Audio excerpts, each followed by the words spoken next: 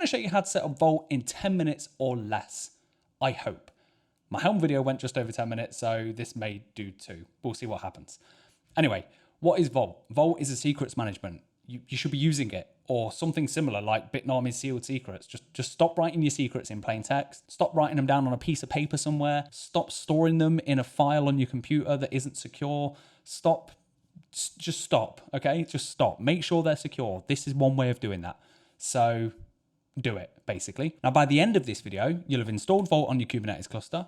You will have initialized it, unsealed it. You'll have some secrets stored in there. You'll be able to interact with it via a UI. If you've got a domain available, please make sure you have, because if you haven't, this will make it harder for you to follow along. And you'll also be able to interact with it via the command line. In a later video, we'll do a little bit more than that as well. But right now, we're just going to do the basics. First, we're going to need a Kubernetes cluster. I'm going to use the one from my previous videos. So when I did that Kubernetes learning series, that's the one I'm using. I'm just going to continue using that till I decide I don't need that one anymore. Yeah, that's all you're going to need, just a Kubernetes cluster. Ideally, 3 nodes or more. If you've got 1 node, you can use the standalone approach that I'm going to mention. But if you've got 3, then you can use the highly available approach that I'm going to do in this video. So you're going to need that, and then you're going to need the Vault command line. Let's go and grab that. So installing Vault, I'll put a link to this in the description. All we need is the package manager version. If you want to grab the binary or build it from source, then go ahead and do that. But I'm just going to grab the package manager version. And all I need to do that is apt install Vault. So I'll jump over to my command line and I'll do sudo apt install Vault. We'll actually see that I'm up to date because I recently updated my copy of Vault, but that's literally all you need to do. It will go ahead and install Vault. And once you're done, Vault version, and we can see which version we're running. So I'm on 1.16.1 as of today. So that's it. We've got Vault, CLI, we've got a Kubernetes cluster. Let's get going. Let's go and install Vault. So the first thing I'm going to do is set up a couple of environment variables because I can't be bothered to keep writing the same names over, and a typo will wreck everything. So these are the 2 I'm going to export. We've got secret name equal to Vault -server -tls, and we've got CSR name equal to Vault CSR. These will be used later, and you'll see as and when they are. Next, we're going to go ahead and generate a key using OpenSSL. This will be used in Vault later on. Again, we'll cover it as we get into it. To do that, I'm going to run this command. This is just OpenSSL gen RSA to generate an RSA key, and then I'm going to output it to /temp vault.key, and I'm going to actually change 2048 to 4096, and I'm going to hit enter. Now that's done. We've got a key. We can use that key to generate a CSR now, and this is the command to do that. So this is an OpenSSL command again. We're going to use the key that we just generated. We're going to have this subject line. Make sure this is the subject line you use. If you change the namespace, then you can change this second Vault here, and this will get outputted to this CSR file. Finally, we've got the csr.conf here, which is available in my Git repo. So the Git repo is linked down below. There's a few files you're going to need from there. You might want to pause it now and quickly go and grab them, or you can just grab them as we go along and pause it as we go along. But this is one of those files. So this file here is just some configuration for OpenSSL to use. You don't need to change anything in here at all. Just leave everything as it is. If you really want to, you're in the standalone version, then you can delete this. But you don't need to. It won't make a difference if it is there really. But you're going to need everything as it is. Like I say, if you change in the namespace, you can change this second .vault bit, but the rest of it you're going to leave as it is. So I'll hit enter on that, and that's generated the CSR. So let's take a look at that now. We'll do ls/temp/vault. We should have the key, and we should have the server as well. Okay, that's the server.csr done.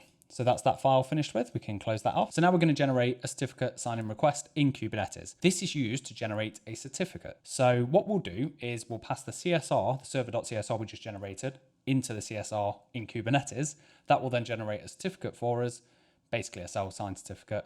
And we'll use the key, the certificate, and the cluster CA bundle to pass into Vault itself. Hopefully that makes sense. If not, don't worry. We'll look at the Helm values in a minute, and then it should be a bit clearer. So here we have the CSR name and the request values. We need to change those two. This will just be the CSR name variable we set a minute ago. The request will be the value of this CSR, base 64 encoded. So this is the command I'm going to run. So it's said we're going to do a replace for CSR name, so that will replace this with the value of the variable we just set a moment ago. And then next we're going to replace request, so this section, for the value of CSR, base 64 encoded and then trimmed. Now I'll run this first just so you can see what the output is, and then I'll apply it via kubectl create. So you can see here, that's actually worked there. We've got the base 64 encoded section and the name's correct. But this is basically all we're doing. We're just generating this YAML file from this one here. So I'll pipe that into kubectl create -f, and we will take standard in. And that's it. So if I do kubectl get certificate signing request, we can see that Vault CSR. So what we want to do now is approve the CSR, and by approving it, a certificate will be generated. So we'll do certificate approve, and then Vault CSR. And now that's been approved. So now what we need to do is get that value and turn it into a file. So to do that, we can run this command here, kubectl get CSR, the name of the CSR, and then the JSON path of .status.certificate.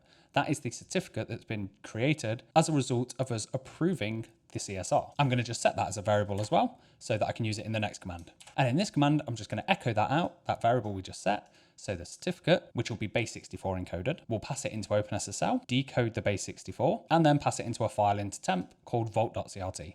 So I'll hit enter on that, and that's our certificate ready. Finally, we're going to need the CA bundle. To get the CA bundle, we just run this command. This just basically reads your config, your kube config, and pulls the CA out of it.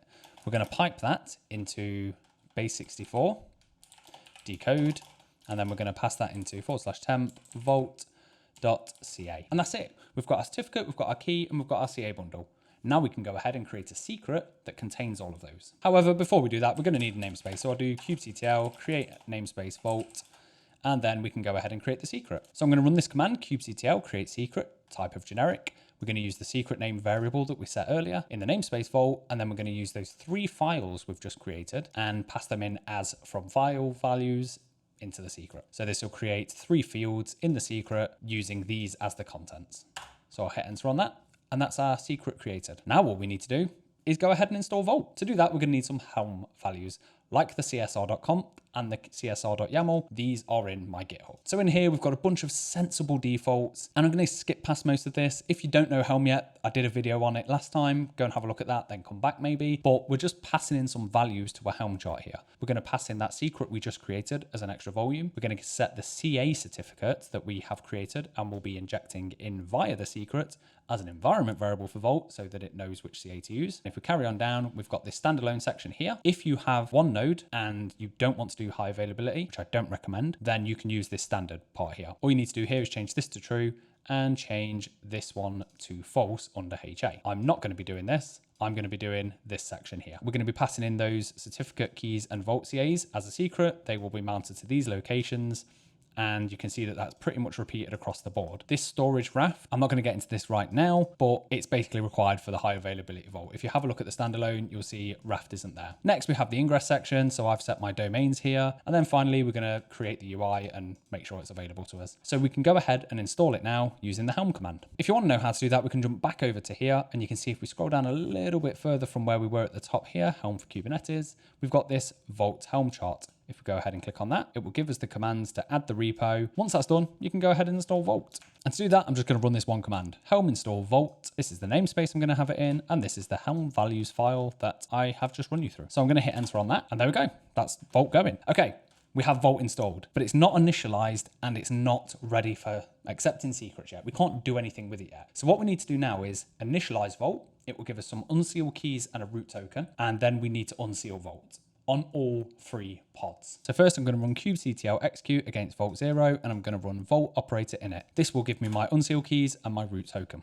Okay, so we have our unseal keys here and our root token. So I'm going to make a quick copy of these. I will obviously block these out because I don't want you having my tokens, quite frankly. So I've made a copy of those for now. I will store them more securely shortly. I'll cover this in just a moment. I just want to go ahead and do my unseal commands first. So I've got this unseal command. This will do for I in 3 keys, 1 key, 2 key, 3 key.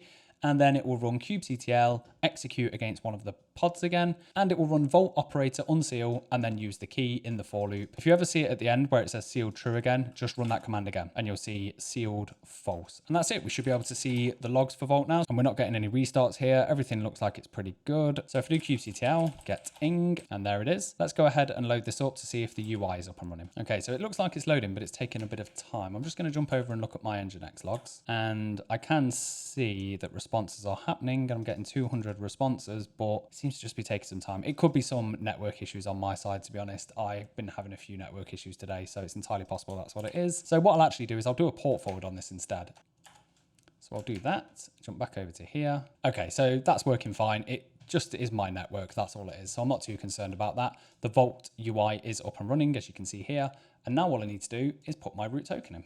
And there we go. So that's working. That's Vault up and running. That's the UI working, albeit via the port forward. First thing I want to say before we move on to the CLI is those unseal keys, save them somewhere secure. If you lose them, then you lose them and you lose Vault. If Vault crashes and you have to unseal it again and you've not got those keys, you are not getting your data back. It is gone. And the root token's the same. Once you've set your initial stuff up, you should never really need to use it again. And with that in mind, let's go ahead and take a look at the CLI instead. So I'll jump back over to my terminal, and now I'm going to export a few variables that are required so that you can interact with Vault via the CLI. So I'm going to need these two variables. The first one is Vault address equal to our domain. The next one is Vault token, which I'm going to set to be my root token. So I'll set that, clear my screen, and we'll carry on. So what do I want to do with the CLI?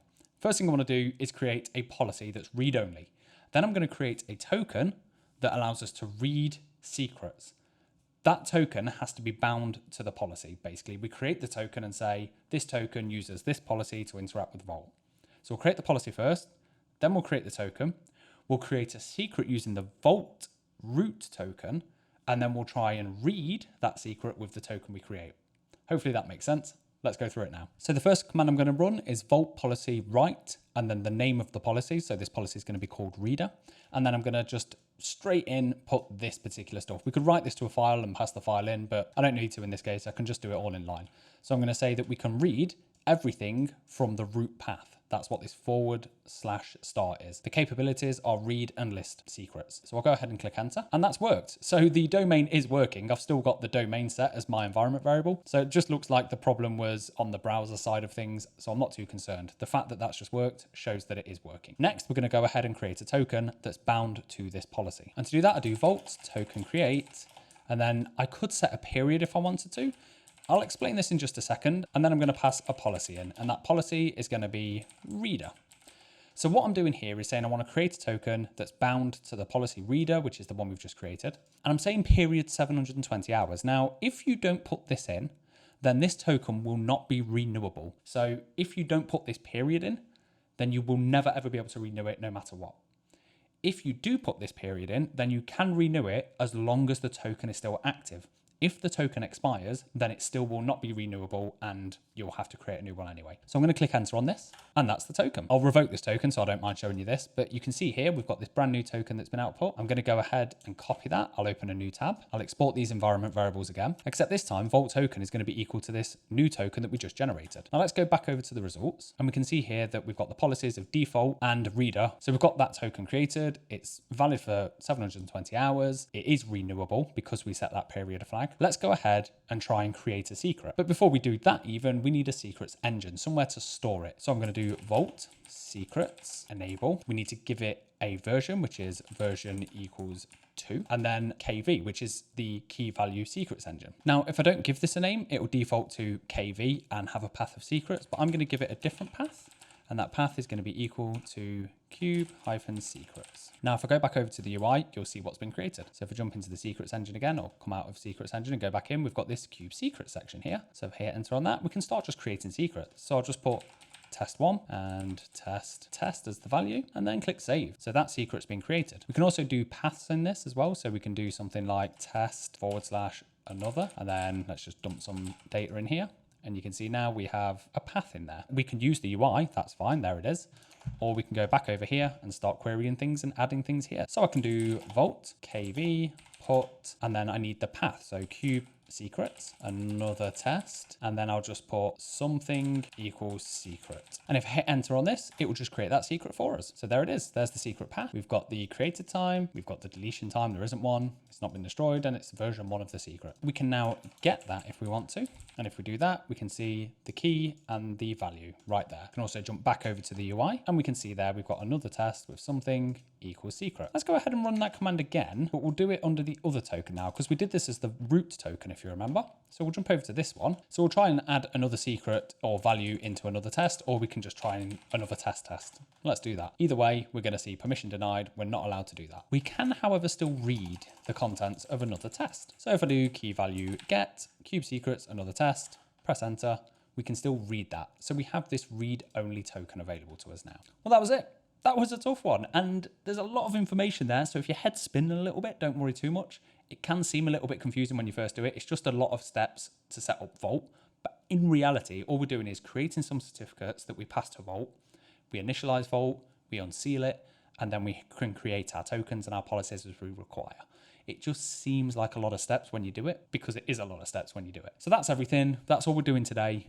Now, you've learned how to install Vault, you've learned how to unseal it, you've learned how to create tokens and policies.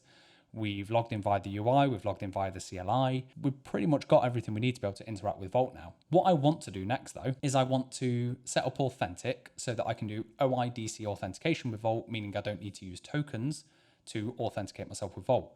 That create token that I just did, that becomes irrelevant because you can authorize yourself with another provider like Google or Microsoft or Authentic, which is the video I'm going to do next. So make sure you ring the bell for notifications about when that video comes out and the deeper dive videos that I'm going to be doing on Vault later. And make sure you subscribe and like the video because it's all engagement, it's all good stuff, and it makes me go up in the rankings. So why not? And while you're waiting for all that good stuff to come along, check out these things over here, possibly, or somewhere. They'll be somewhere. Just go and click something and watch it.